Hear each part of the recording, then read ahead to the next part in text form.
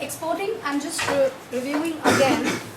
Basically, one of the oldest form of globalization in terms of trading, right? Which we have discussed in terms of export and import, right? And it has been there in the globalization history since 50 years, right? Then we started a few details about licensing and franchising. How licensing is pretty different from franchising, right? So franchising is all about where you have given the patents, copyrights, right? Or it is a kind of business system where you take the identity or the brand name to spread over across the world, right? But under franchising, again, there is a kind of prominent reason where you are not even able to see it, which is called licensing, right? So what is licensing then?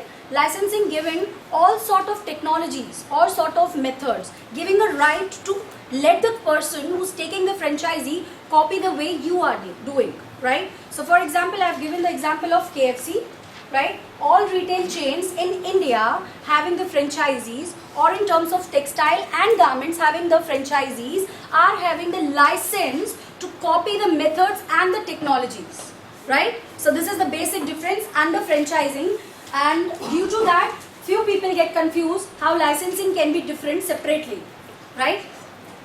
Then, franchisee system.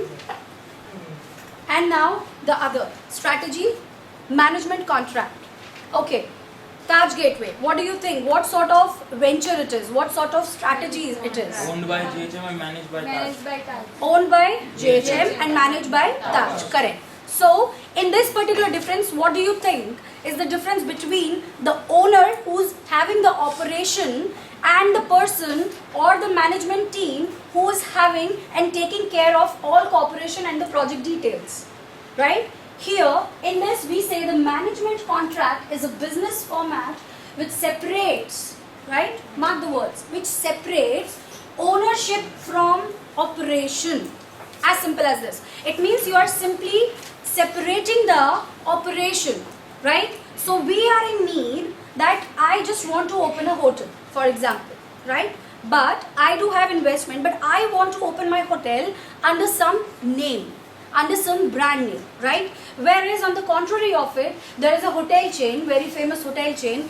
They doesn't want to invest too much because they are in short of money, for example, or they do not have the available effective funds or resources, but they want to spread. In that case, such kind of contracts are very much helpful for especially, specifically hospitality industries, right? Because there are a number of chains which are international, but they doesn't have, available funds because they find risky to enter into some other country, which is very much normal, right? So when you're entering into any other country, you will have to first of all realize the market situation, then only you can enter, right? All of a sudden you just can't go to the alien country and you just all of a sudden invest your own property, invest into management, invest into operating and resources, right? First of all, you have to realize. That's why even in FMCGs right now, we have so many ventures and management contracts, right? Even now we are not giving the complete FDIs into India after a longer time,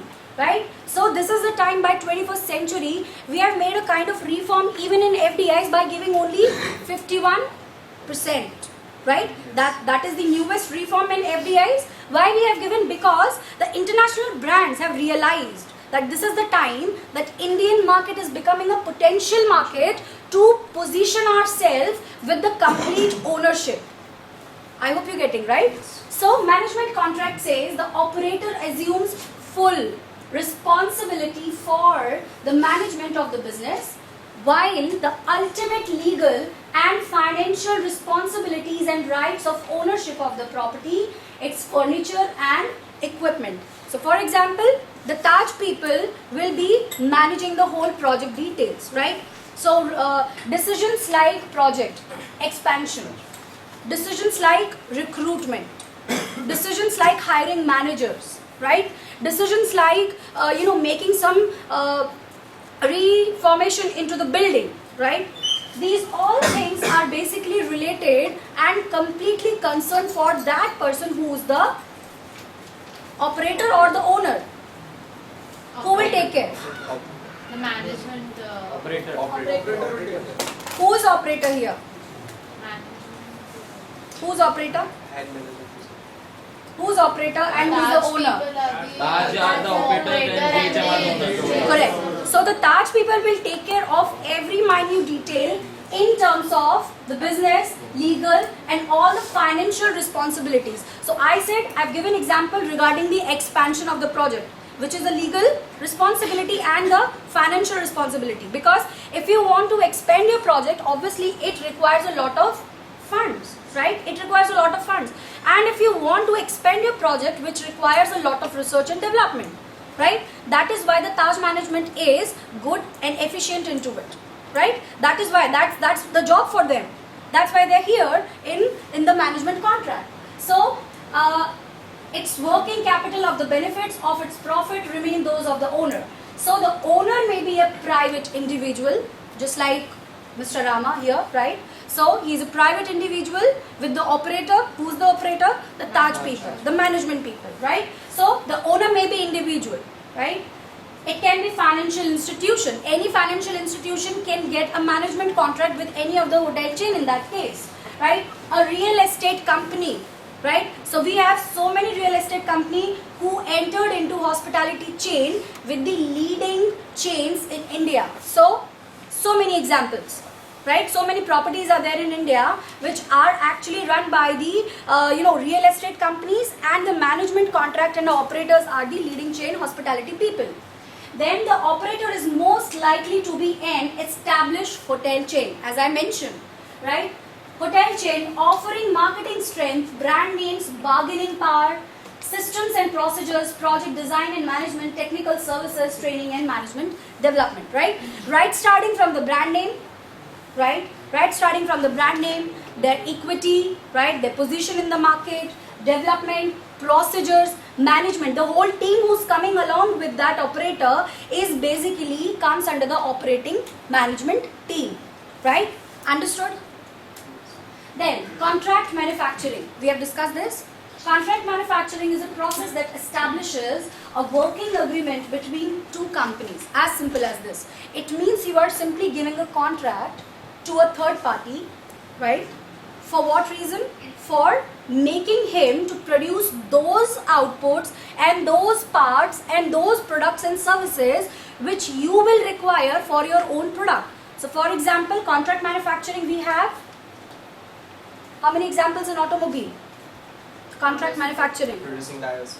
Tires, Apollo tires, Yes. producing tires for many of the automobile industries and the transport industries, right? Textile, so many contract manufacturers we have in India, right? Because in textile, where you have the raw material in terms of cloth, that particular cloth get actually outsourced by numbers of factories, numbers of handloom factories, right? So contract manufacturing, as simple as this. So if we take example of Raymond, in that case Raymond must be giving manufacturing contracts to so many factories which are the suppliers as well as the third party people, right? So they are basically the major clients of the main brand names, right? So for example, I am giving a contract to this fellow to make a kind of textile, refined textile for me, right? With the help of the, because he is having the access of the raw materials with him, right? He must be at the right place, at the right location for such particular products. For example, if I am belonging to a juice factory, I am belonging to a juice industry, in that case,